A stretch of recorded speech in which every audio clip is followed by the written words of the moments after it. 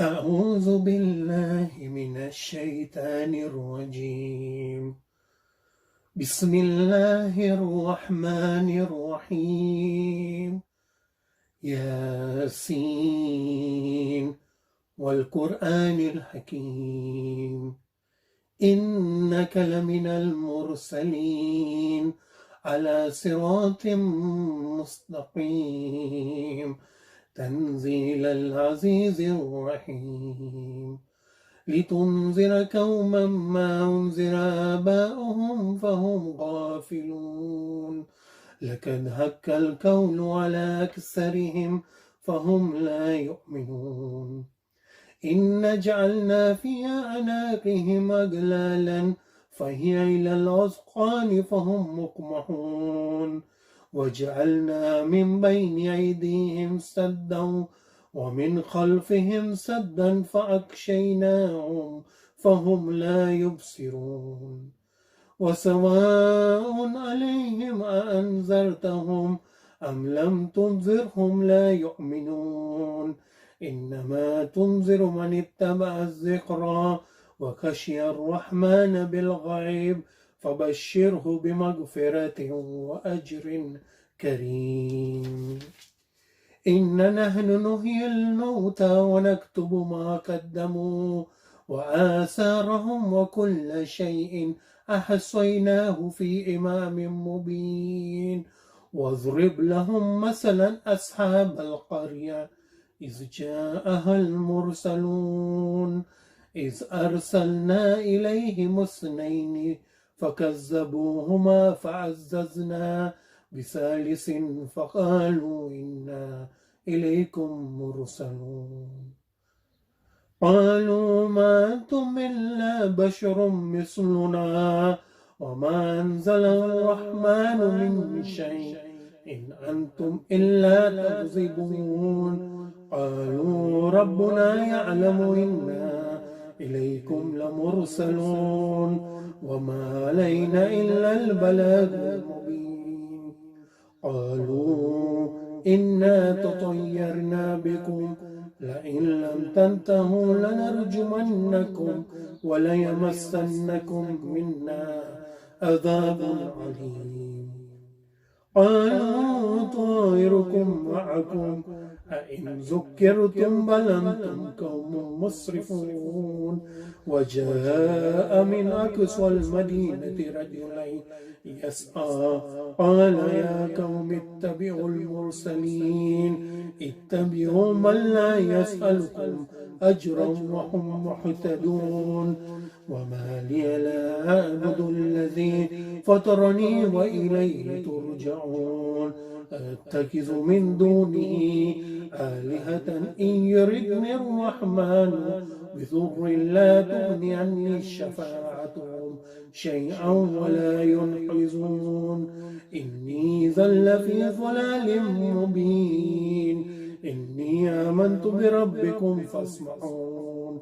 قيل ادخل الجنة قال يا ليت قومي يعلمون بما غفر لي ربي وجعلني من المكرمين. وما أنزلنا على قومه من بعده من جند من السماء وما كنا منزلين. إن كانت إلا صيحة واحدة فإذا هم خامدون. يا حسرة على العباد ما يأتيهم من رسول إلا كانوا به يستهزئون. ألم يروا كما أهلكنا قبلهم من القرون أنهم إليهم لا يرجعون. وإن كل لما جميع لدينا محضرون. وآية لهم الأرض الميتة أحييناها وأخرجنا منها حبا فمنه يأكلون. وجعلنا فيها جنات من نخيل وعناب وفجرنا فيها من العيون ليأكلوا من ثمره وما عملته أيديهم أفلا يشكرون. سبحان الذي خلق الأزواج كلها مما تنبت الأرض ومن أنفسهم ومما لا يعلمون وآية لهم الليل نسلك منه النار فإذا هم مظلمون والشمس تجري لمستقر لها ذلك تقدير العزيز العليم والقمر قدرناه منازل حتى أعد كالعرجون القديم لا الشمس ينبغي لها أن تدرك القمر ولا الليل سابق النهار وكل في فلك يسبحون وآية لهم أنا حملنا ذريتهم في الفلك المشحون وخلقنا لهم من مثله ما يركبون وإن نشاء نغرقهم فلا صريخ لهم ولا هم ينقذون إلا رحمة منا ومتاعا إلى حين وإذا قيل لهم اتقوا ما بين أيديكم وما خلفكم لعلكم ترحمون وما تأتيهم من آية من آيات ربهم إلا كانوا عنها معرضين وإذا قيل لهم أنفقوا مما رزقكم الله قال الذين كفروا للذين آمنوا أنطعم من لو يشاء الله أطعمه إن أنتم إلا في ضلال مبين ويقولون متى هذا الوعد إن كنتم صادقين ما ينظرون إلا صيحة واحدة تأخذهم وهم يخصمون فلا يستطيعون توصية ولا إلى أهلهم يرجعون ونفخ في الصور فإذا هم من الأجداث إلى ربهم ينسلون قالوا يا ويلنا من بعثنا من مرقدنا هذا ما وعد الرحمن وصدق المرسلون إن كانت إلا صيحة واحدة فإذا هم جميع لدينا محضرون فاليوم لا تظلم نفس شيئا ولا تجزون إلا ما كنتم تعملون إن أصحاب الجنة اليوم في شغل فاكهون وأزواجهم في ظلال على الأرائك متكئون لهم فيها فاكهة ولهم ما يدعون سلام قولا من رب رحيم وامتازوا اليوم أيها المجرمون ألم أعهد إليكم يا بني آدم أن لا تعبدوا الشيطان إنه لكم عدو مبين وأن اعبدوني هذا صراط مستقيم ولقد أضل منكم جبلا كثيرا أفلم تكونوا تعقلون هذه جهنم التي كنتم توعدون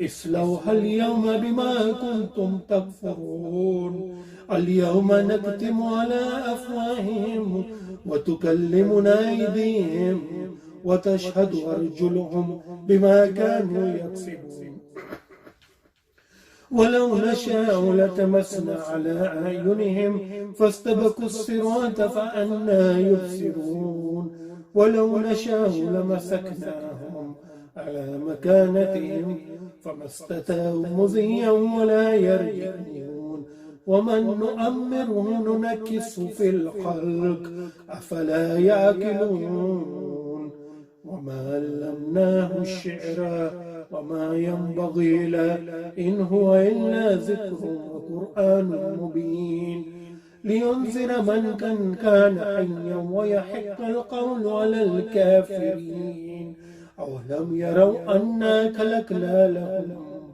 مما عملت أيدينا أنعاما فهم لها مالكون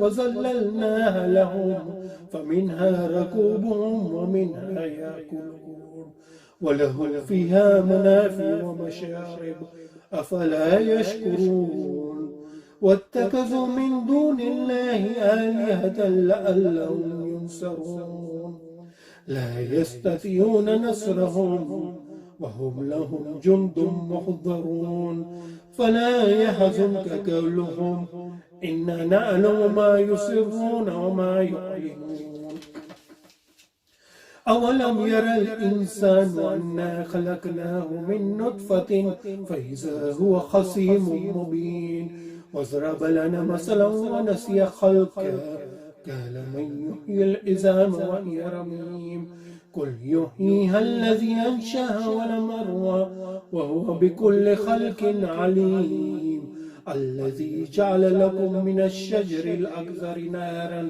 فإذا أنتم منه توقدون أوليس الذي خلق السماوات والأرض بقادر على أن يخلق مثلهم بلى وهو الخلاق العليم إنما أمره إذا أراد شيئا أن يقول له كن فيكون فسبحان الذي بيده ملكوت كل شيء وإليه ترجعون صدق الله العلي العظيم اللهم صل على محمد وآل محمد الفاتحة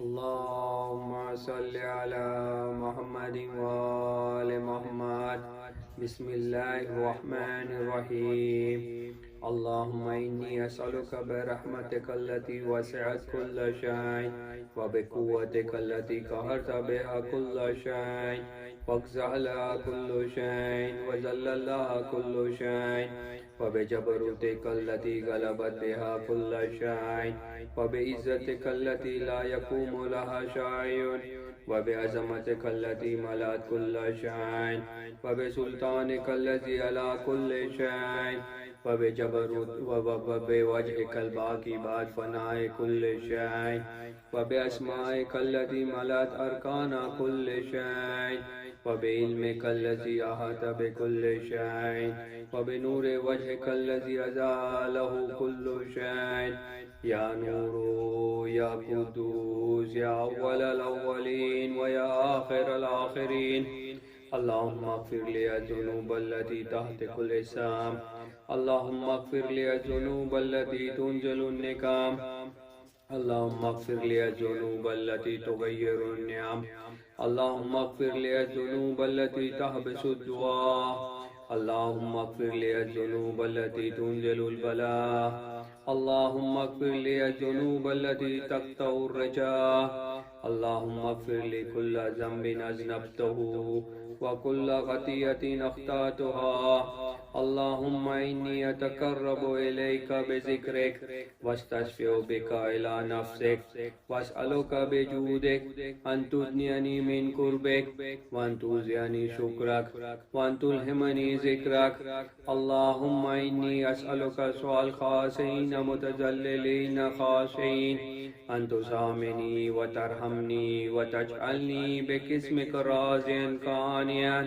وفي جميع الأحوال متواضعا اللهم وأسألك سؤال من استدت فاقته وأنزل بك عند الشدائد حاجته وعزم فيما عندك رغبته اللهم عزم سلطانك ولا مكانك وخفي مكرك وزهر أمرك وغلب قهرك وجرت قدرتك ولا يمكن الفرار من حكومتك اللهم لا أجد لذنوبي غافرا ولا لكبائه ساترا ولا لشيء من عمل الكبيه بالحسن مبدلا غير لا إله إلا أنت سبحانك وبحمدك ظلمت نفسي وتجرت بجهلي وسكنت إلى قديم ذكرك لي ومنك علي اللهم مولاي كم من كبيه سترته وكم من فاده من البلاء يقلته وكم من إشار وقيته وكم من مكروه دفعته وكم من شناع جميل لست أهلا له نصرته.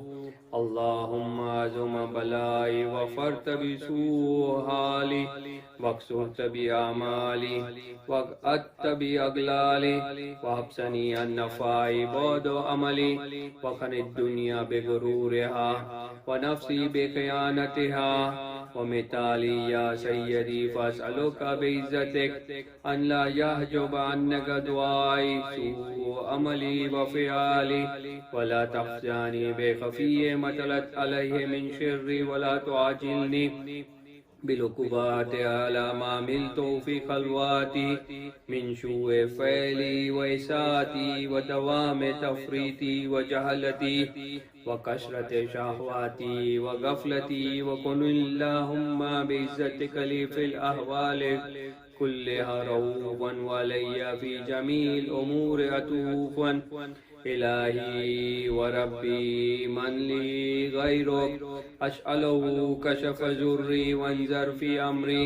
إلهي ومولاي أجريت علي حكما اتبعته فيه هوى نفسي ولم أحترز فيه من تزيين عدوي فغرني بما أهوى واسأله ولا ذلك القضاء فتجاوزت بما جرى علي من ذلك بعض حدودك وخالفت بعض أوامرك فلك الحمد علي في جميع ذلك ولا حجة لي فيما جرى علي فيه قضاءك والزمني حكمك وبلاغك وقد آتيتك يا إلهي بعد تقصيري وإسرافي على نفسي معتذرا نادما منكسرا مستقيلا مستغفرا منيبا مقرا مذعنا معترفا لا أجد مفرا مما كان مني ولا مفجا أتوجه إليه في أمري غير قبولك عذري وإدخالك إياي في شعاة من رحمتك. اللهم فاقبل عذري وارحم شدة ضري وفكني من سد واساكي. يا رب ارحم ضعف بدني وركة جلدي ودكة عزمي يا من بعد خلقي وذكري وتربيتي وبري وتغذيتي أبني لابتدائك كرمك وسالف برك بي. يا إلهي وسيدي وربي أتراك معذبي بنارك بعد توحيدك وبعد من توى عليه قلبي من معرفتك ولهج به لساني من ذكرك وأتقده ضميري من حبك وبعد صدق اعترافي ودعائي خاضعا لربوبيتك. هيهات أنت أكرم من أن تزين من ربيته أو تبعد من أدنيته أو تشرد من آويته أو تسلل إلى البلاء من كفيته ورحمته وليت شعري. يا سيدي وإلهي ومولاي تسلط النار على وجوه خرت لعظمتك ساجدة ولا ألسن نطقت بتوحيدك صادقة وبشكرك مادحة ولا قلوب اعترفت بإلهيتك محققة ولا ضمائر هوت من العلم بك حتى شارت خاشعة ولا جوارح شاءت إلى أوطان التعبد تاية وشارت باستغفارك موزنة. ما هكذا ظن بك ولا أخبرنا بفضلك أنك يا كريم يا ربي وأنت تعلم ضعفي عن قليل من بلاء الدنيا وعقوباتها وما يجري فيها من المكاره على أهلها على أن ذلك بلاء ومكروه قليل مقصه يسير بقاؤه كثير مدته فكيف احتمالي لبلاء الآخرة وجليل وقوع المكاره فيها وهو بلاء تطول مدته ويدوم مقامه ولا يخفف عن أهله لأنه لا يكون إلا عن غضبك وانتقامك وسخطك وهذا ما لا تقوم له السماوات والأرض يا سيدي فكيف بي وأنا عبدك الضعيف الذليل الحقير المسكين المستكين يا إلهي وربي وسيدي ومولاي لأي الأمور عليك أشكو ولما منها أزج وأبكي لعليم العذاب وشدته أم لطول البلاء ومدته فلئن شيرتني للعقوبات مع أعدائك وجمعت بيني وبين أهل بلائك وفرقت بيني وبين أحبائك وأوليائك وهبني يا إلهي وسيدي ومولاي وربي صبرت على عذابك فكيف أصبر على فراقك وهبني صبرت على حر نارك فكيف أصبر عن النظر إلى كرامتك أم كيف أسكن في النار ورجائي عفوك فبعزتك يا سيدي ومولاي أقسم صادقا لئن تركتني ناطقا لأزيجن إليك بين أهل الجنجيج الآملين ولأصرخن إليك صراخ المستصرخين ولأبكين إليك بكاء الفاقدين فلو نادي إنك أين كنت يا ولي المؤمنين يا غاية آمال العارفين يا غياث المستغيثين يا حبيب قلوب الصادقين ويا إله العالمين أفتراك سبحانك يا إلهي وبحمدك تسمع فيها سوة عبد مسلمين سجن فيها بمخالفته وذاك طعم عذابها بمعصيته وبس بين أدباك بجرمه وجريرته وهو يزج إليك جنجيج المعملين لرحفتك ورحمتك وينادك بلسان أهل توحيدك ويتوسل إليك بربوبيتك يا مولاي فكيف يبقى في العذاب وهو يرجو ما سلف من علمك ورحفتك ورحمتك أم كيف تعلم النار وهو يعمل فضلك ورحمتك أم كيف يحرقه لهيبها وأنت تسمع صوته وترى مكانه أم كيف يشتمل عليه زفيرها وأنت تعلم ضعفه أم كيف يتقل بين أدباكها وأنت تعلم صدقه أم كيف تجر زبانيتها وهو ينادي يا ربه أم كيف يرجو فضلك في إتكه منها فتتركه فيها هيهات ما ذلك الظن بك ولا المعروف من فضلك ولا مشبه لما عملت به المواحدين من برك وإحسانك فباليقين أقطع لو لم حكمت به من تعذيب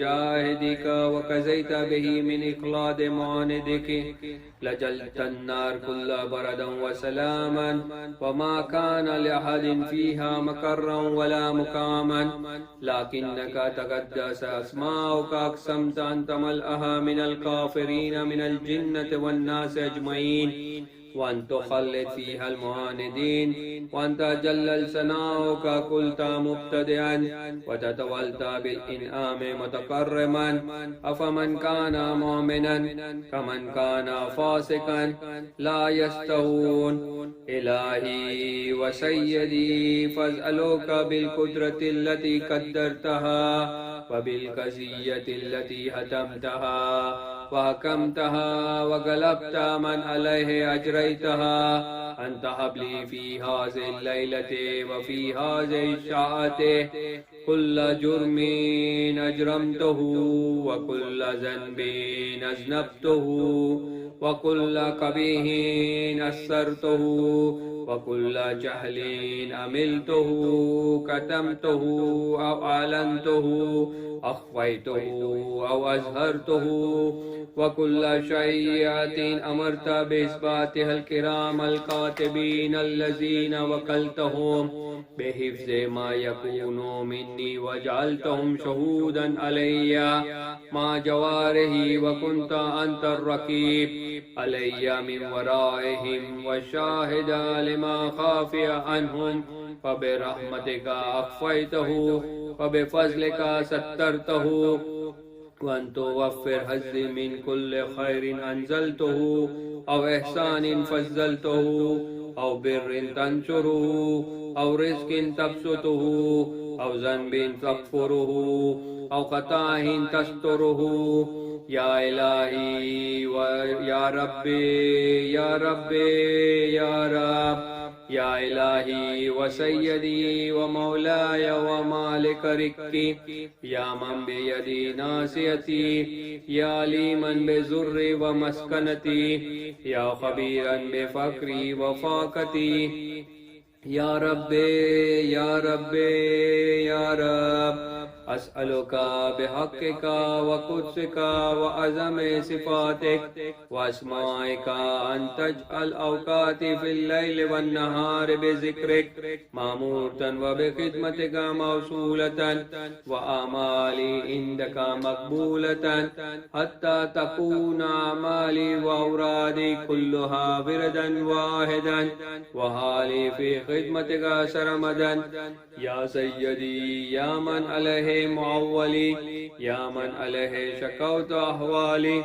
या रब्बे या रब्बे या रब कव्वे अला खिदमतिका जवारिही वस्दुद अलल अज़ीमति जवानिही वहब लि अल जिद फ़ी खश्यतिका वदवामा फ़िल इत्तिसाल बिखिदमतिक हत्ता अस्रा इलैका फ़ी मयादिनिस साबिकीन व उसरे इलैका फ़िल मुबादिरीन वस्तका इला क़ुर्बिका फ़िल मुस्तकीन वअदनुवा मिनका दुनुवल मुख़लिसीन व ख़ाफ़का मख़ाफ़तल मुक़िनीन वज्तमे फ़ी जवारिका माल मुअमिनीन अल्लाहुम्मा व मन अरादनी बिसूइन फ़रिदहु व मन कादनी फ़क़िदहु वज्अलनी मिन अहसनि अबीदिका नसीबन इंदक व क़र्बिहिम मंज़िलतम मिनका व ख़स्सिहिम ज़ुल्फ़तन लदैका फ़इन्नहु ला युनाला ज़ालिका इल्ला बिफ़ज़लिक व जुदली बिजूदिक वातिफ़ अलैया बिमज़दिक व हफ़्ज़नी बिरहमतिक वजअल लिसानी बिज़िक्रिक लहजन व क़ल्बी बिहुब्बिक मुतमय्यमन मुन्ना अलैहा बिहुस्नि इजाबतिक वाकिलनी असरती वग़फ़िरली ज़ल्लती फ़इन्नका क़ज़ैता अला इबादिक बिइबादतिका व अमरतहुम बिदुआइक व ज़मीनता लहुमुल इजाबता फ़इलैका या रब्बे नसब्तु वजही व इलैका या रब्बे मददतु यदी फ़बिइज़्ज़तिका इस्तजीब ली दुआई व बल्लिग़नी मुनाया वला तक़ता मिन फ़ज़लिका रजाई वक़्फ़िनी शरल जिन्न वल इंसि मिन आदाई या सरीअर रिज़ा इग़फ़िर लिमन ला यमलिकु इल्ला दुआ फ़इन्नका फ़आलुन लिमा तशा या मन इस्मुहु दवा व ज़िक्रुहु शिफ़ा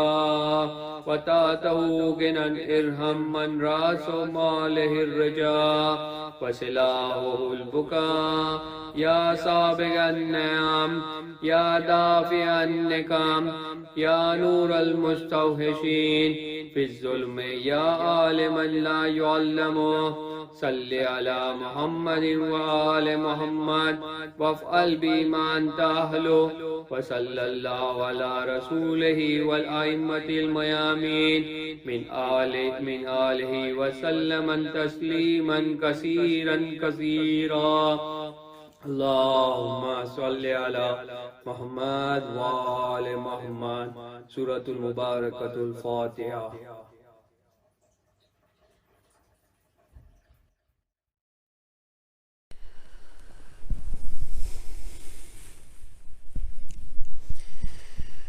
أعوذ بالله من الشيطان الرجيم. بسم الله الرحمن الرحيم. الحمد لله رب العالمين بارئ الخلائق أجمعين، ثم الصلاة والسلام والتحية والإكرام على خاتم النبيين ورسول رب العالمين أبي القاسم محمد وعلى آله الطيبين الطاهرين المعصومين المظلومين، لا سيما على الإمام المنتظر وحجة الله الثاني عشر ابن العسكري المنتظر، ولعنة الله على أعدائهم أجمعين من الآن إلى قيام يوم الدين. أما بعد، فقد قال الله سبحانه وتعالى في كتابه الكريم القرآن الحكيم: بسم الله الرحمن الرحيم، وما خلقت الجن والإنس إلا ليعبدون. صلوات.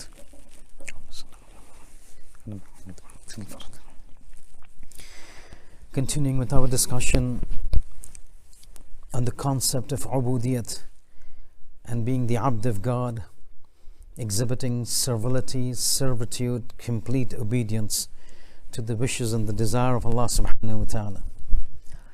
And tonight being the third lecture of this series, and the last majlis that we had reached a point whereby we had asked the question that God wants us to be His abd. God wants us to be exhibiting ubudiyat towards Him. But to what level? Where? How much? And then we find the Quran telling us, when He turns Allah to the Holy Prophet and says, وَعَبُدْ رَبَّكَ, be the abd of God, be His obedient servant, exhibit ubudiyat, do His ibadat to the level حَتَّى يَاتِيَكَ الْيَقِينَ, till yaqeen reaches you, till you move from the level of iman to the level of yaqeen. And then all the discussion between the differences between what is iman, what is yaqeen, we discussed last time. And then we reached a point whereby we were asking the question that if we needed to be the abd, if we wanted to exhibit complete servitude and humbleness and obedience to God, what would be the outcome? And that was the time when Surah Takathur comes into play, when it says, كَلَّا لَوْلَا تَعْلَمُونَ عِلْمَ الْيَقِينِ لَتَرَوُنَّ الْجَحِيمِ, that when you reach the stage of yaqeen, having crossed over from iman to a higher marhala, to the higher level of yaqeen, لَتَرَوُنَّ الْجَحِيمِ, that means now you will be able to see the fire of hell. And then we explained that when a person reaches a certain stage of ubudiyat, it so happens that now all his internal faculties begin to open up.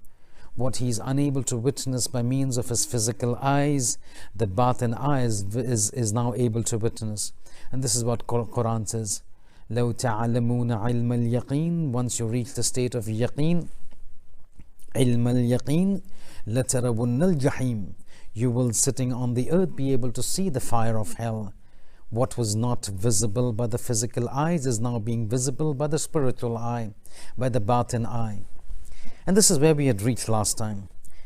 But over here I would just want to explain that when we talk about somebody reaching a state of ubudiyat, a state of such servitude and ubudiyat of God, that now his batin eye opens up and he's able to see by means of his spiritual eyes what he was hitherto unable to see by means of his physical eyes. This is not just restricted to the eyes, basically. This has an exponential and a generic meaning that extends to all the faculties of a human being. Because we do know that for every faculty of a human being that is physical in nature for man in this world, there exists its counterpart in the spiritual setup. So he's got a physical eye, a counterpart to this physical eye is a spiritual eye. He's got a physical ear and he's got a spiritual ear.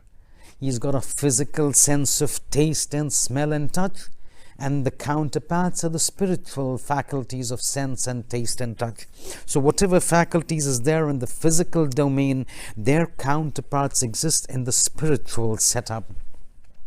And so we spoke last time about the physical eye not being able to witness things, which is then being able to be witnessed by the spiritual eye, by the batin eye.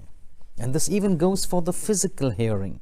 There are things that the physical ear will never be able to hear, but it requires ubudiyyah to reach a certain level that the spiritual ear opens up for this individual to hear things that hitherto the physical ears were unable to hear. And this is not just restricted to the ma'asumeen, that they would have these qualities, and we've repeatedly kept mentioning this, that these are things that even human beings who are ghayr ma'asum, who are non-ma'asum, have the ability to reach and acquire. So this example, for example, the batin ear opening up, and I like to give these examples because, and specifically examples of the ulama, they serve two purposes. One, the respect of the ulama increase in our hearts when we hear such incidences that you will hear now. At the same time, it gives us an inspiration and hope that if individuals who were not ma'asum were able to reach these positions, then what is stopping us from reaching these positions? And we need to make an effort, an endeavor to reach those positions which non-ma'asums have been managing to reach. And this incident that I want to speak about is about how the batin ear opens up. An individual that we've mentioned so many times, Agha Mirza Malik Jawad Tabrizi, that great arif of his time, par excellence, exemplar, no comparison. And incidentally, Agha Mirza Jawad Malik Tabrizi was also the teacher of akhlaq, teaching akhlaq to Imam Khomeini. And a lot of these irfani issues, Imam Khomeini is picked up from this great arif, Agha Mirza Malik Jawad Tabrizi. It so happened that Agha was based in Qum, and in Qum, those who've been to Qum and are aware of the seminary issues and the madrasa related aspects about Qum, you know that there is a very famous madrasa by the name of Madrasa Darul Shifa. In Madrasa Darul Shifa, there was a student.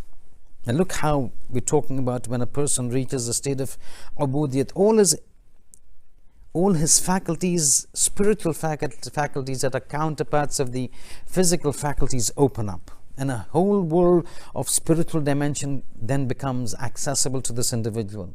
In Darul Shifa, this is incident at the time of Mirza Malik Agha Jawad Malik Tabrizi.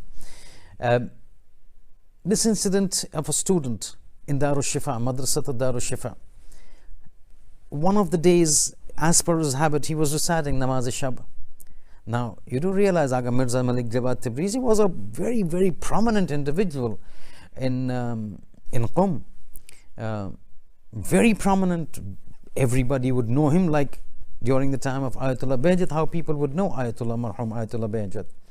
So one night in his hujra, in his room in the madrasa, this particular individual, this student, as per his habit, gets up for Namaz-e-Shab, does the wudu, starts his Namaz-e-Shab, comes to his Salatul Witr. In the Salatul Witr, now he's in the Qunut, he's taking the names of 40 mu'mineen. And at that point of time, he's reminded of Agha Mirza Malik Jawad Tabrizi. And in the course of taking the names of the 40 mu'mineen, he also this night mentions the name of Agha. Allahumma ghafir li fulan.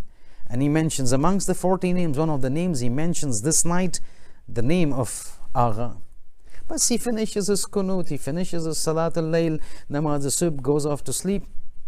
Next morning, as he gets up from sleep and wanting to possibly go for his durus and his classes, as he's about to get ready, he hears a knock on the door.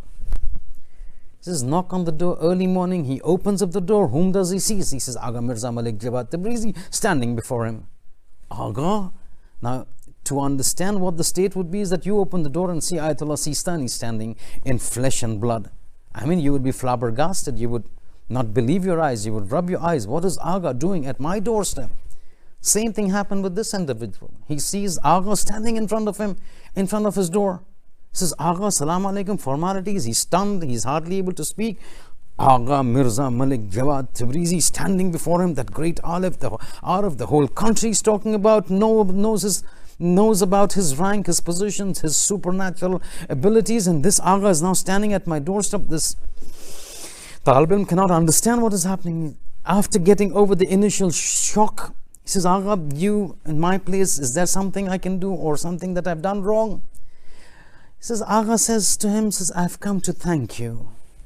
Now he's even more stunned, more perplexed. What is happening? He says, Agha, what did I do that you have to thank me, and you've come all the way to my hujra, to my room to thank me? He says, Fulan, last night you remembered me, you prayed for me in your namaz shab. That dua has reached me. I have come to thank you for praying for me. This is what happens when the spiritual ear opens up. Things that the physical ear were previously not able to hear, things the spiritual ear is now able to hear. An individual in the confines of his dormitory, if his room in the dormitory in a madrasa is praying for somebody, and Agha is able to hear it in his house, comes next day to his place to thank him that you've prayed for me, that prayer has reached me. And this is what happens. But the thing that we need to understand is this, that having understood over the past 2 lectures and a few minutes of this lecture about the importance of ubudiyat and how much we need to do and what would be the outcome, and we've heard and passed through all of those stages, the important thing now is practicals. We've got something in theory, we've got something to do in practical. We've heard the theoretical bit. The question comes is, what do we do and how do we do? What are the things that we can do to reach that state of ubudiyat, whereby all of these things that were previously curtained and veiled before us, what do we do so that the veil moves aside and now we are able to enter into a domain which is a very elite domain for only elite individuals? So today and tomorrow and the next session, we will be discussing on 2 aspects of what we can do in practice to reach those stages. However, you do realize that the 2 stages that I will be inshallah stating, one tonight, one today, and the next session, is all a subsidiary of the very first ubudiyat of God, the first fundamental parameter of becoming the abd of God, and that is complete subservience to God, complete humility to God, before God, complete obedience to whatever He says. He says to do, we do. He says don't do, we don't do. Sounds very easy to listen, but you try to implement it and you will see how many times the will of God clashes with our will. And how many times we tell God, your will is important, but now at this point, my will is more important, my desire is more important, my liking is more important. I will have to park your will and your liking so that I give preference to mine. That is not ubudiyat. So that remains the fundamental crux. To avoid sins means to do whatever God tells us and not disobey Him. But there are 2 other ways I want to emphasize. So today will be, in this lecture will be one of them, whereby we can, in addition to that particular fundamental aspect of complete obedience, there are 2 other ways whereby we can manifest our ubudiyat, our subservience, our humbleness, our insignificance, our triviality before God. The first of them, riwayat numerous with complete vehemence and emphasis, is the concept which God really likes, which shows to Him that this particular individual is exhibiting complete subservience and absolute non-entity before me, and that is the issue of sajda. The riwayats galore about how God likes a person when a person is doing sajda, and the one aspect that comes about sajda is, and the riwayat repeatedly mentions. So whenever there is a talk, most of the time, whenever there is a talk of the recommendation from a ma'soom about sajda, there will be one caveat to it. And one of the caveats they would always add is to prolong and elongate and protract your sajda. Tulu sujud, extend and protract your sajda. We normally go into sajda and then come up. And this sajda that we're talking about is not the sajda of the namaz only. recommendation is in addition to the sajda of the namaz that we do 5 times a day or 3 times when we combine in those 10 prayers. Or 9, Subh, Dhuhr, Asr, Maghrib, Isha, the five prayers, right throughout together. The important thing is that in addition to the sajdas that we do in the Salat al-Wajib and the Nawafil, the recommendation is in addition to this, we've been recommended to do extra sajdas. Primarily sajda of shukr. And this sajda becomes important because this is what is showing God a man's expression and manifestation that God, I'm putting the most exalted part of my body, which is the head. Head is always regarded to be the most exalted part, the most revered part of the body. I'm putting the most revered part of my body, which is my forehead, upon the basest thing that is there upon this earth, upon this planet, which is earth. I'm putting it over here. Earth is regarded in perception to be the basest thing. And that is why Shaitan disobeyed God. خَلَقْتَنِي مِن نَار. You want me to do sajda to him? You created me out of fire. وَخَلَقْتَهُ مِن طِينٍ. You created him out of earth. In my perception, fire is superior to earth. Earth is base, more base and baser, low in rank compared to fire. So somebody made from fire will not do sajda to somebody made from earth. The perception is there. In sajda, when a person goes to sajda, he's trying to tell God, God, the most exalted portion of my body is being placed on the most base thing on this planet to prove to you that this head of mine lowered upon something so base, showing that my complete insignificance in comparison to you.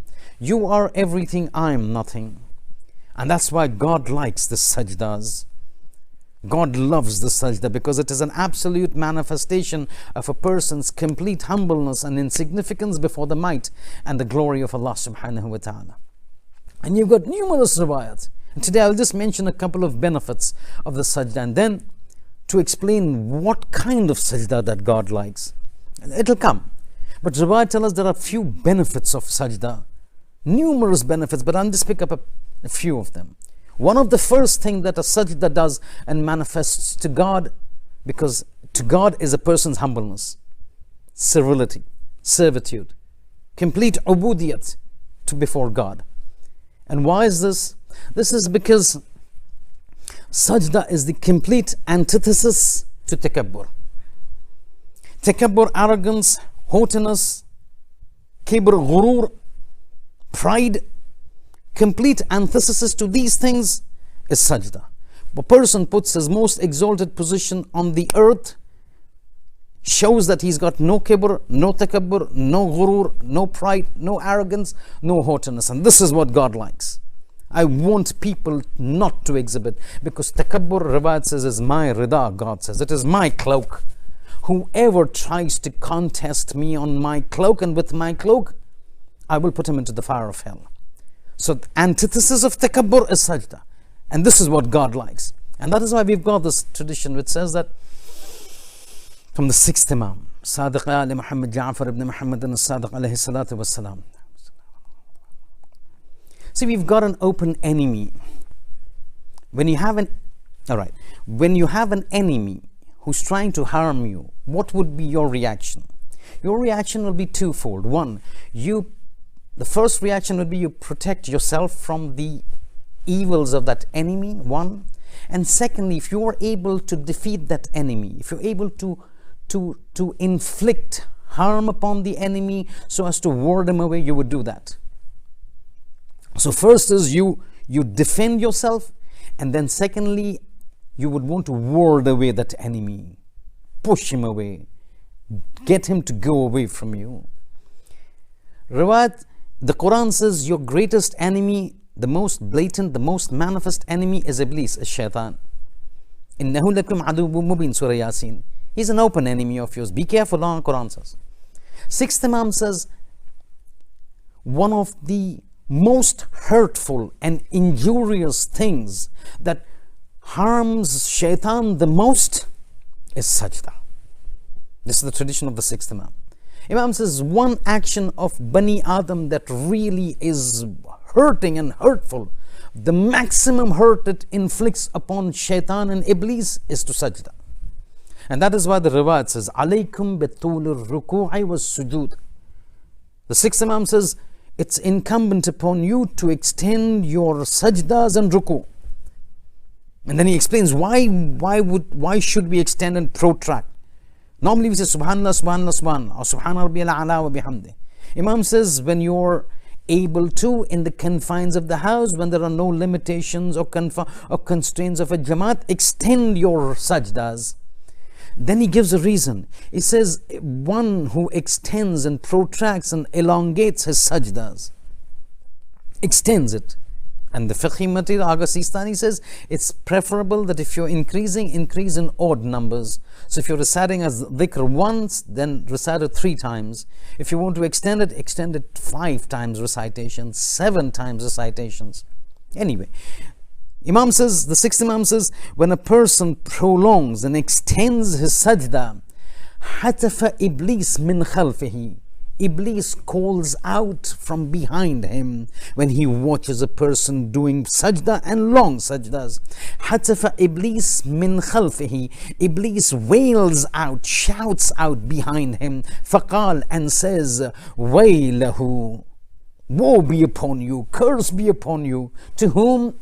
To the individual who's doing the sajda. Waylahu, may you be perished. May you be, woe be upon you, wail upon you. Then he says something. Ata'a wa asait. The reason now Imam is saying why he comes out in this anger when he sees somebody putting in long sajdas. He says, Ata'a wa asaitu. Says he is obedient to God and is obeying God, whereas I disobeyed God. Asait.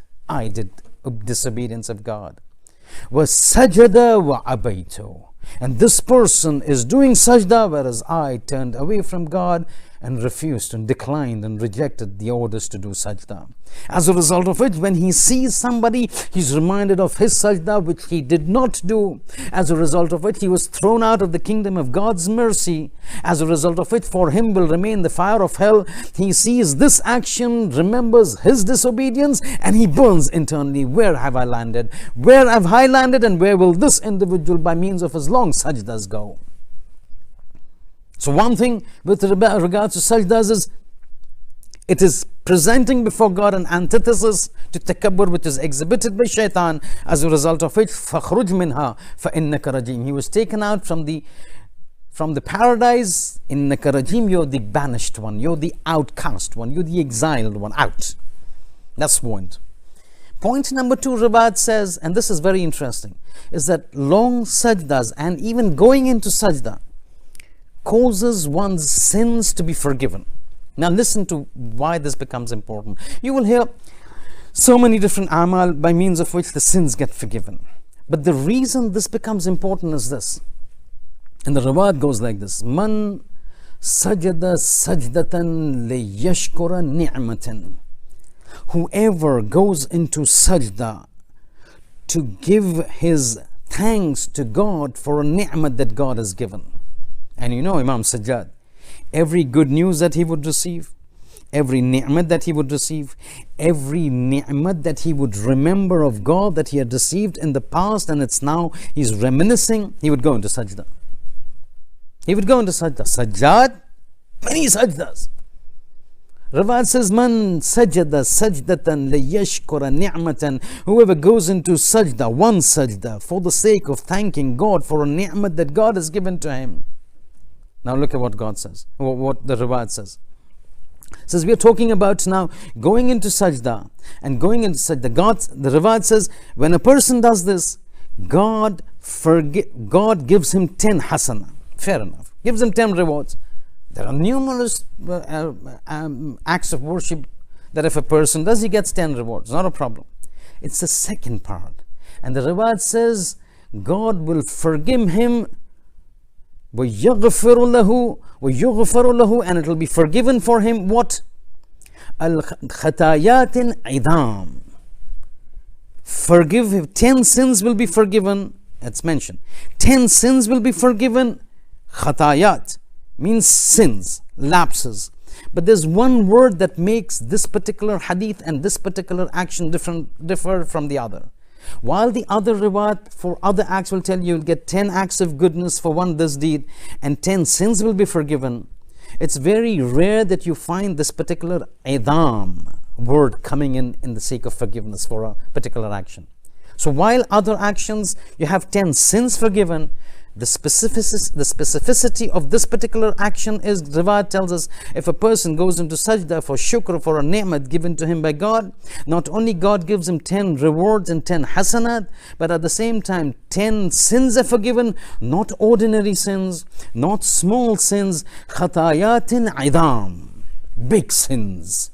This is what makes this action very important, because the other ibadat, you have sins forgiven, but very rarely you will find that in those actions you have sins idam, the big sins.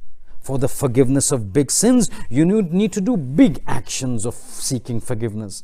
This is one action which is so simple, but yet the rewards God says is, I will seek to forgive, I will forgive your big sins. Small action, rewards magnanimous and magnificent in the sense that sins are forgiven, but khatayatin idam, big sins.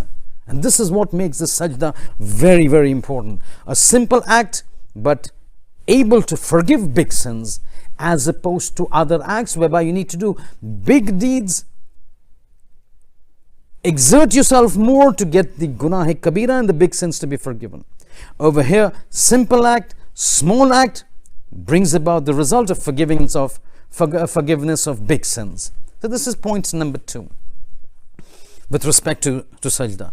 Point number 3 is with respect to the closeness to God with respect to sajda. Sajda has been regarded as that position of a human body amongst the various positions that a person can adopt. This is one position in which the riwayat tell us a person is closest to Allah subhanahu wa ta'ala in his communication. See, the Holy Prophet, when he went to Mi'raj, he reached to a point that was the closest any individual could get into the spiritual closeness to God. But that was in Mi'raj. When a person like the Holy Prophet goes to the Mi'raj, then he goes to the position so close nobody has ever gone. But if you were to remain on this earth and yet reach a point whereby living and staying on the earth, if you could reach the closest that you could reach to God, Riwayat tells us that is the position of sajda. And that is the reason you find Imam Hussein, just before his death, goes into sajda. That final sajda. But we will talk about that final sajda. The question that comes over here right now is, I need to go very quickly because a very important point to mention. So we found out ubudiyat is very important. We need to show and manifest our ubudiyat. The then question comes, what are the ways that we manifest? So first, disobedience to be avoided at all costs. And then once that is done, nur ala nur. Amongst the nur ala nur, the crowning glory, one of them is sajda. So what is the importance of sajda? You've just heard. But the question comes over here is, while sajda is so important, while we do know that God has emphasized, the prophets have emphasized, the imams have emphasized, what is the best sajda that we can do to gain the maximum pleasure of God? As we know, sajda is that you put your 7 parts into the ground, the forehead, the 2 palms, the 2 knees and the 2 big toes. But is there some other way that could be something more preferable in the eyes of God than just this manner of sajda? And this is where I want to take you. There is one particular action in the sajda that has been so vehemently and so emphatically been recommended but in the traditions that we have to understand that. Once Hadrat Musa went to Kuh-e-Tur to his appointed communication with God, Kalimullah. So when he goes, the talk goes on, all of a sudden God turns to Musa and says, is addressing Musa and says, Ya Musa, do you know why I made you my Kalim, Kalimullah? Why did I select you to be the person that I would speak to you personally and not somebody else? Hazrat Musa folds his hands and says, Ya Allah, how do I know what is in your mind and what you know? You know what is in my mind, but I don't know what's in your mind. Allah says, Musa, I looked through the entire people on the world at that time, and I didn't find a person more humble and more subservient and more servile than you. Because you, when you would go onto the sajda, when you would pray, when you would go later, you would pray, and then you would place, as part of your sajda, you would place your cheeks onto the ground. Placing the cheek onto the ground is one action which constitutes one of the dimensions to give a complete package of sajda. So while we know that putting the head onto the ground is sajda, there is one action that is mulhaq. Like you have namaz and you've got taqibat in namaz, you've got namaz and you've got nawafil in namaz, all linked. Similarly, sajda has got one action which, when connected to the sajda, absolutely exponentially increases the value of that sajda, and that is to put one's cheek onto the ground. And you will notice this in one of the amal that we do when on the Shab 15th of Sha'ban. One of the amal that we do is you go into sajda, you recite a dua, you put your right cheek onto the ground or the more, then recite a dua, then the left cheek, and then you recite the dua, because this is the sunnat that was narrated to us by Hadrat Aisha when she observed on the 15th night of Sha'ban the Holy Prophet doing this. She saw the Holy Prophet onto the ground, putting his head, then the right cheek, reciting a dua, then the left cheek, reciting a dua. And this particular action of putting the cheek is something that absolutely boosts the value of that salat, of that sajda. And this is what we need to understand, that if we are doing something, one aspect is that you put your head down and you also put your cheek onto the ground. This is what gives the sajda a complete package. I'm not sure if you've heard about this individual, but all those into the field of irfan, or those into this field of understanding the arafah, how they work, cannot miss out this individual by the name of Ayatollah Sayyid Kashmiri. Again, a big arif of his time, ma'roof Ayatollah, faqih, as well as an arif.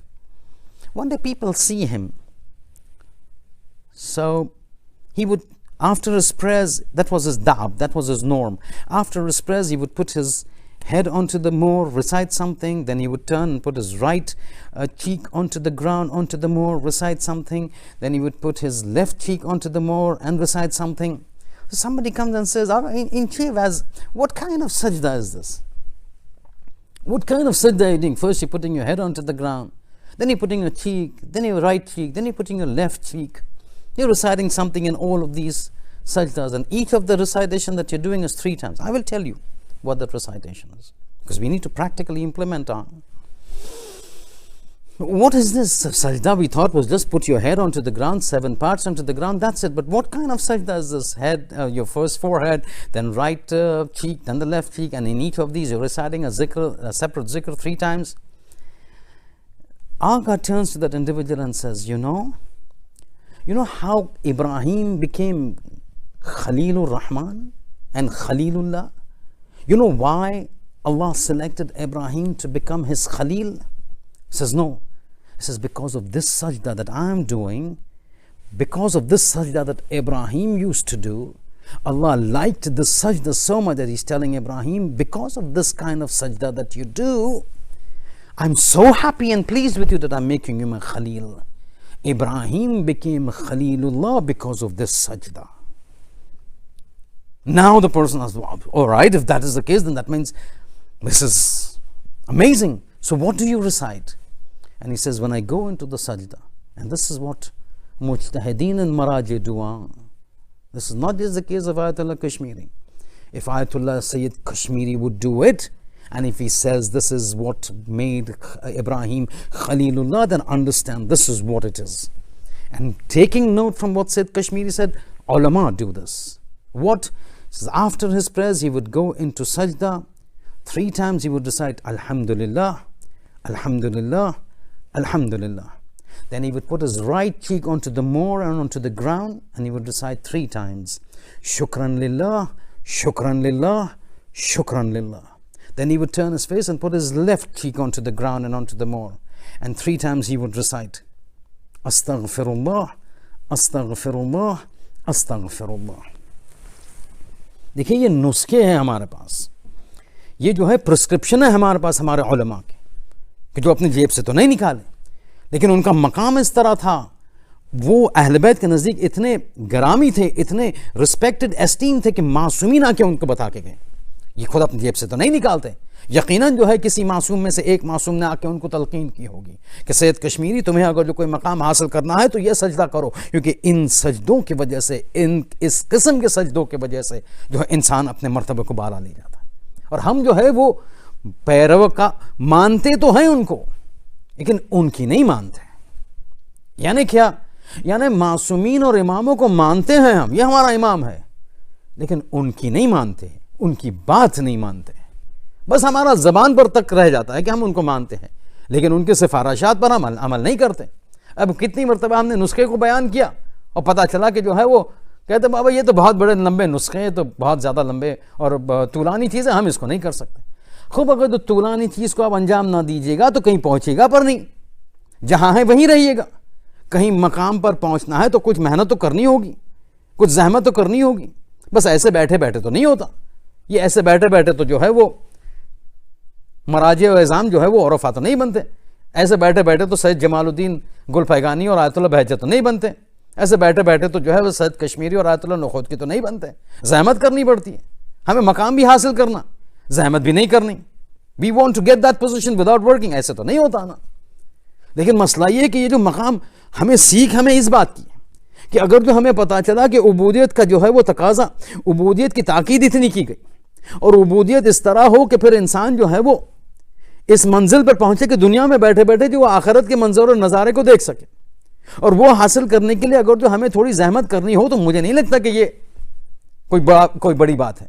It's really full time worth it कि अगर जो थोड़ी जहमत करके हम ऐसे मकाम पर पहुंचे कि दुनिया में बैठे बैठे हम आखिरत के नज़ारे देखते रहे, तो फिर ये मकाम जो है वो हर इंसान का मतलूब होना चाहिए। हर इंसान इस मकाम का तालिब होना चाहिए, और इस मकाम को हासिल करने के लिए हर वो चीज़ जो तकाजा करती है और जो तकाजा जिसका किया जा सकता है, जिसकी वजह से इस मकाम को हासिल हो सके, उसे हमें अंजाम देना है। एक मकाम, एक चीज़ आज नुस्खा मिला कि खुदा के नज़दीक कुर्बत हासिल करनी है तो सजदे में जाओ, और सजदा इस तरह करो कि जैसे हमारे मराज और उलमा हमें बयान कर चुके, क्योंकि उनको जो है वो तालीम और तलकीन और तालीम दी गई है मासूमीन के ज़रिए से।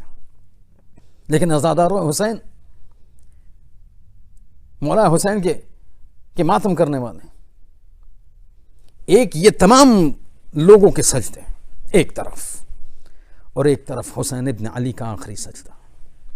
और आपको पता है वहां भी आखिरी सजदा करने के बाद जब मौला गुदाल कत्लगाह में जाते हैं ना, और वो आखिरी सजदा करते हैं, उसके बाद तो आपको 2-3 मजलिस पहले जो है मैंने अर्ज किया था आपके सामने कि एक मरतबा मौला जो है वो अपने रुखसार को ज़मीन पर रख देते। देखिए फिर भी रुखसार को ज़मीन पर रखने की बात आ रही। एक मरतबा रुखसार को ज़मीन पर रख के फिर खुदा के पास गिड़गिड़ाते हैं, ऐ परवरदिगार रज़म बे क़ज़ाइक, परवरदिगार हुसैन तेरे हर रज़ा पर राज़ी है, सब्रन अला बलाए, तेरे हर इम्तिहान पर हुसैन सब्र करेगा।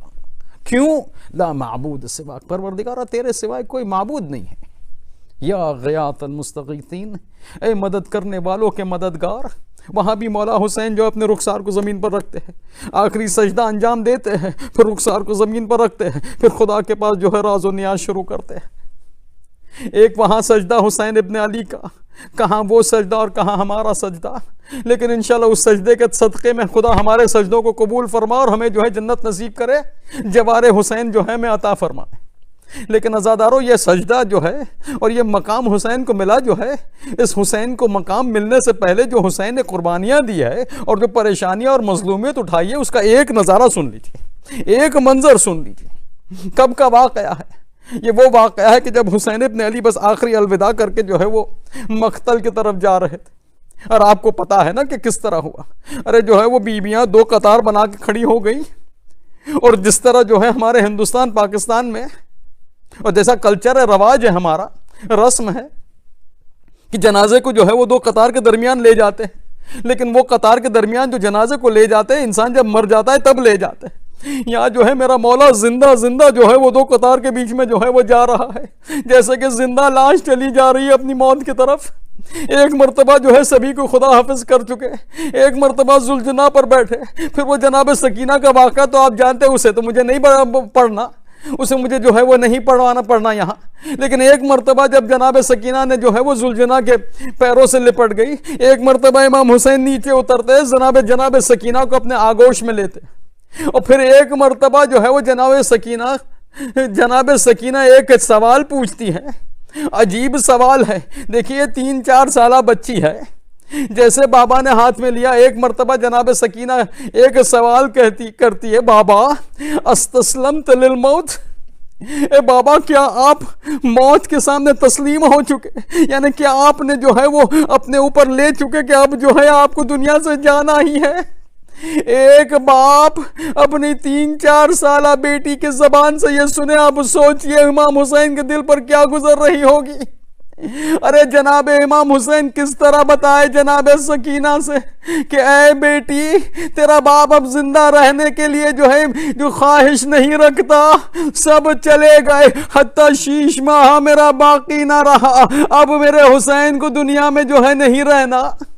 एक मर्तबा जो है जवाब देते हैं, एक मर्तबा काने करते हैं, सकीना खामोश होती है, कहती है बाबा आप अब जाइए। लेकिन सकीना जानती है अब जो ये शख्स जा रहा है, जो मेरा बाबा जा रहा है, एक तो बूढ़ा है, सवेरे से थका है, क्योंकि सवेरे से लेके अब तक से आशूर की सेपहर तक लाशें उठाता आ रहा है, थक चुका है। और फिर जानती है सकीना मेरा बाबा 3 दिनों का प्यासा है, ये सकीना जानती है। एक मर्तबा बाबा मख्तल में जाता है, इमाम हुसैन मख्तल में जाते हैं, बीबियां एक खेमे में जमा हो जाती हैं, जनाब ज़ैनब बाहर निकलकर टीले पर जाती है, पूरा मंजर देखती है, जिहाद देखती है, उस वक्त तक देखती है कि जब जो है इमाम हुसैन घोड़े से गुदाले कत्लगाह में गिरते हैं। जब तक घोड़े पर थे जनाब ज़ैनब को नजर आ रहा था मां जाया, अब जब इमाम हुसैन गिरते हैं अब जनाब ज़ैनब को नजर ना आया। एक मर्तबा खेमे में आती है, जैसे खेमे में आई, अरे तमाम बीबियों ने बीबी के हल्का बना दिया, दरमियान में ले लिया, अरे मातम करना शुरू करते हैं, रोना शुरू करते हैं।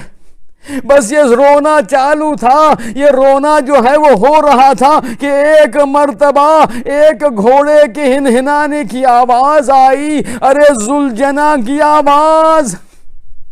सब बीबियों ने सोचा शायद मौला आ चुके, शायद आखिरी बार खुदा हाफिज़ के लिए आए। अब जब बाहर आके देखा तो क्या देखा, अरे सवारी है मगर सवार न था, जुलजनात आया था मगर हुसैन न था। अरे देखा क्या देखा, अरे हर इंसान की कोई निहायत चीज होती है बयान करने की, उबूदियत बयान करनी हो तो सर को जमीन पर रखा जाता है, अपने तासुब और गम को बयान करना हो तो माथे को पीटा जाता है। आकर देखा तो क्या देखा, अरे जुलजना अपने सर को जमीन पर मार रहा था। अरे अब सब समझ चुके हमारा आका दुनिया में ना रहा, अरे सब बयान करना शुरू करते हैं, मगर नन्ही सकीना दौड़कर जाती है, जुलजना के पास जाती है, एक सवाल करती है, अरे ऐसा सवाल अरे कायनात हिल जाए। एक मर्तबा जुलजना की तरफ मुखातिब होती है और जनाब सकीना कहती है, जुलजना मुझे पता है मेरा बाबा मारा जा चुका है, सिर्फ एक बात मुझे बता, जब मेरा बाबा मक्तल में गया था 3 दिन का प्यासा था, ए जुलजना इतना बता दे, शहादत से पहले मेरे बाबा को किसी ने पानी दिया था या मेरा बाबा दुनिया से प्यासा गया था। ए जुलजना सकीना को बता, जुलजना क्या कहे, सर को पीटना शुरू किया, ऐ शहजादी आका को बचा न सका। सयअलमुल्लज़ीना ज़लमू अय्युल क़ल्बिन यन्क़लिबून अला व लअनतुल्लाहि على القوم الظالمين. मोमिनीन आजनी मजलिस मरूम मोहम्मद हुसैन अली भाई धनजी एंड फैमिली तरफથી मरूम अलहाज जाफर अली ભાઈ મોહમ્મદ હુસૈન અલીભાઈ ધનજી તથા કુલ મરૂમીનના ઇસાલે સવાબ અર્થે રાખવામાં આવેલ હતી. તેમજ આજની મજલિસ રઝાક અલીભાઈ મોહમ્મદ અલી વાલજી એન્ડ ફેમિલી તરફથી મરૂમા કનીઝ ફાતિમા બિનતે મોહમ્મદ અલી વાલજી, મરૂમ મોહમ્મદ અલી વાલજી ફેમિલીના મરૂમીન, અલેદીના ફેમિલીના મરૂમીન તથા કુલ મરૂમીનના ઇસાલે સવાબ અર્થે રાખવામાં આવેલ હતી. મોમિનીન તેમજ આજની મજલિસ મરૂમ મોહમ્મદ અલીભાઈ હાજી ઇસ્માઇલ તથા મરૂમ સુલતાન ભાઈ ઉકા ના વારિસો તરફથી મરૂમ જાફર અલી મોહમ્મદ હુસૈન અલીભાઈ ધનજી, મરૂમ સૈયદ શબીર હુસૈન શાહ, મરૂમા સકીના શબ્બીર શિવજી કેનેડાવાળા તથા કુલ મરૂમીનના ઇસાલે સવાબ અર્થે રાખવામાં આવેલ હતી. સર્વેને દરખાસ્ત કરવામાં આવે છે કુલ મરૂમીનના ઇસાલે સવાબ અર્થે એક સૂરે ફાતિહા. الفاتحة. بسم الله الرحمن الرحيم. الحمد لله رب العالمين الرحمن.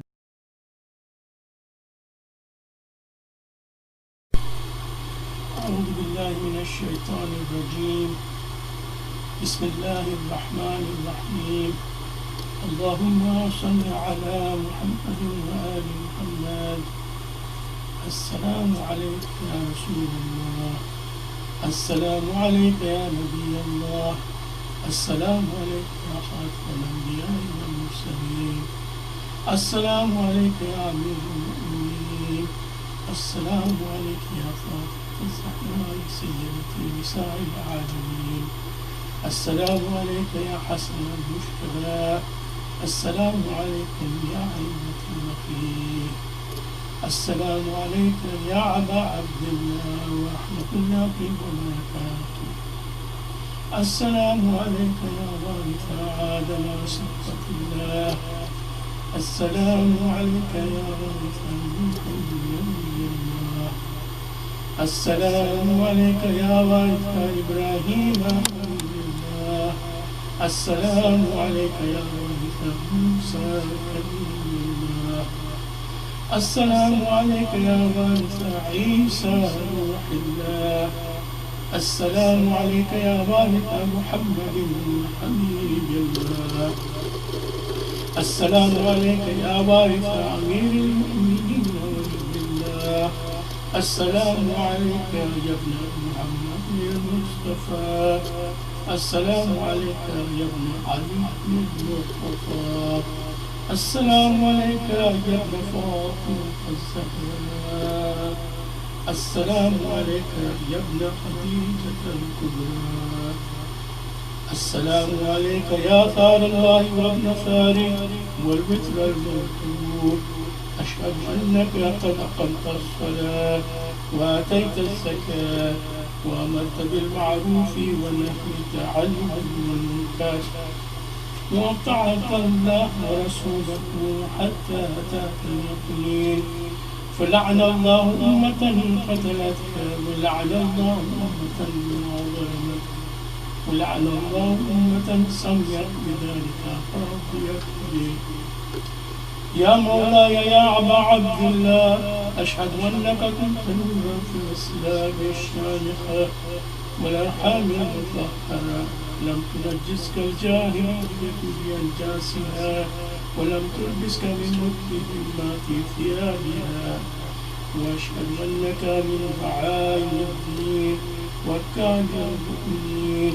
وأشهد أنك الإمام الرب التقي الرضي الزكي الهادي المهدي. وأشهد أن الأئمة من ذلك كلمة التقوى وأعلام الهدى والقربة الوثقى والحجة على أهل الدنيا. وأشهد الله وملائكته وأنبياءه ورسله أني بكم مؤمن وبأيامكم موقن بشرائع ديني وخواتيم عملي وقلبي لقلبكم سر وأمري لأمركم متبع. صلوات الله عليكم وعلى رعايكم وعلى أجسادكم وعلى أجسادكم وعلى شاهدكم وعلى غائبكم وعلى ظاهركم وعلى باطنكم. السلام عليك يا ابن رسول الله، السلام عليك يا ابن نبي الله، السلام عليك يا ابن أمير المؤمنين، السلام عليك يا ابن الحسين الشهيد، السلام عليك أيها الشهيد وابن الشهيد، السلام عليك أيها المظلوم والمظلوم. لعن الله أمة قتلتك، ولعن الله أمة ظلمتك، ولعن الله أمة سميت بذلك فرضيت به. السلام عليكم يا أولياء الله وأحباء، السلام عليكم يا أصفياء الله ووداء، السلام عليكم يا أنصار دين الله، السلام عليكم يا أنصار رسول الله، السلام عليكم يا أنصار أمير المؤمنين، السلام عليكم يا أنصار فاطمة سيدة نساء العالمين، السلام عليكم يا أنصار أبي محمد الحسن بن علي الزكي الناصح، السلام عليكم يا أنصار أبي عبد الله، بأبي أنتم وأمي طبتم وطابت الأرض التي فيها دفنتم وفزتم فوزا عظيما، فيا ليتني كنت معكم فأفوز معكم. زيادة حسن قاسم أمير المؤمنين، السلام عليك يا أبا الفضل العباس بن أمير المؤمنين، السلام عليك يا ابن سيد المسيحيين، السلام عليك يا ابن أول القوم إسلاما وأقدمهم إيمانا وأقومهم بدين الله وعرفهم على الإسلام. أشهد لقد نصحت لله ولرسوله وليقيك فنعم الأخ الواسي. لعن الله أمة قتلتك، ولعن الله أمة ظلمتك، ولعن الله أمة استحلت منك المحارم وانتهكت حرمة الإسلام. فنعم الصابر المجاهد المحامي الناصر ونقى الدافع والنقي المجيب إلى طاعة ربي الراغب فيما زيد فيه غيره من الثواب الجزيل والثناء الجميل، والحقك الله بدرجة آبائك في جنة النعيم. السلام عليكم يا شهداء كربلاء جميعا ورحمة الله وبركاته.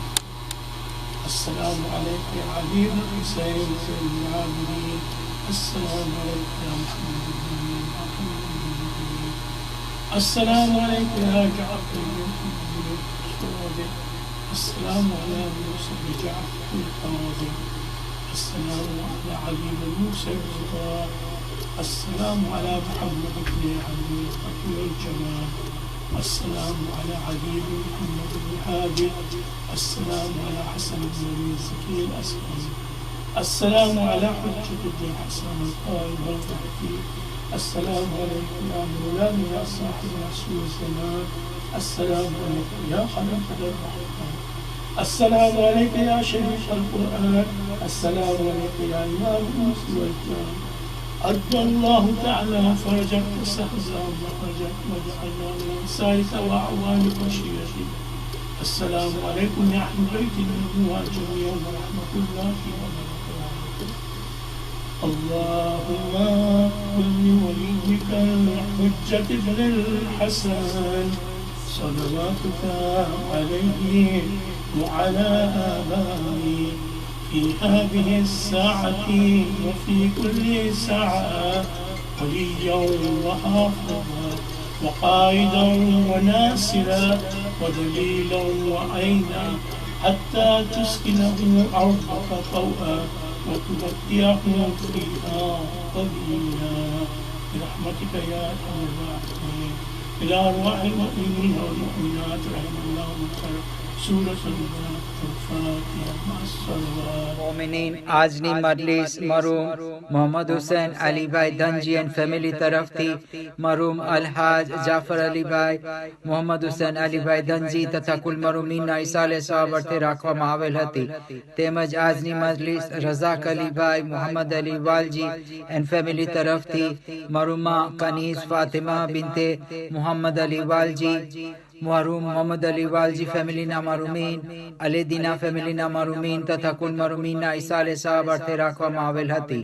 મોમિનીન તેમજ આજની મજલિસ મરહૂમ મોહમ્મદ અલીભાઈ હાજી ઇસ્માઇલ તથા મરહૂમ સુલતાનભાઈ ઉકાના વારિસો તરફથી મરહૂમ જાફર અલી મોહમ્મદ હુસૈન અલીભાઈ ધનજી, मरहूम सैयद शब्बीर हुसैन शाह, मरहूमा सकीना शब्बीर शिवजी कैनेडा वाला तथा कुल मरहूमीनના ઈસાલે સવાબ અર્થે રાખવામાં આવેલ હતી. સર્વેને દરખાસ્ત કરવામાં આવે છે કુલ મરહૂમીનના ઈસાલે સવાબ અર્થે એક સૂરે ફાતિહા. અલ ફાતિહા. બિસ્મિલ્લાહિર रहमानिर रहीम. અલ્હમ્દુલિલ્લાહિ રબ્બિલ આલમીન. रहमान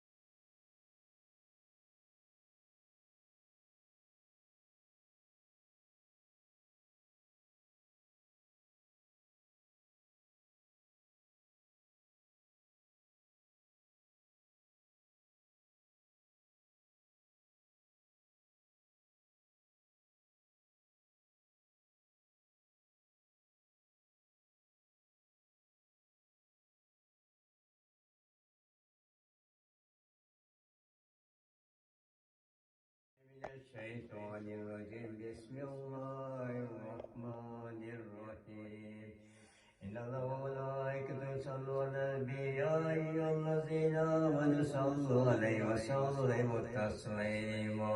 اللهم صل على محمد. سبحانك عزة عما يصفون وسلام على المرسلين والحمد لله رب العالمين. اللهم صل على الله أكبر. الله أكبر. الله أكبر. الله أكبر. أشهد أن لا إله إلا الله. أشهد أن لا إله إلا الله. أشهد أن محمدا رسول الله. أشهد أن محمدا رسول الله. أشهد أن عليا ولي الله. أشهد أن عليا حجة الله. حي على الصلاة. حي على الصلاة. حي على الفلاح. حي على الفلاح. حي على خير العمل. حي على خير العمل. الله أكبر. الله أكبر.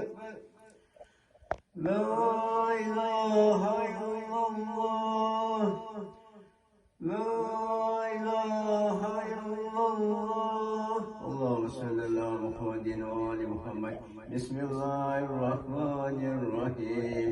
اللهم كن وليك الحجة الابن الحسن صلواتك عليه وعلى آبائه في هذه الساعة وفي كل ساعة وليا وحافظا وقائدا وناصرا ودليا وعينا حتى تسكنه أرسكات الله وتمتعه فيها طويلا برحمتك يا أرحم الراحمين.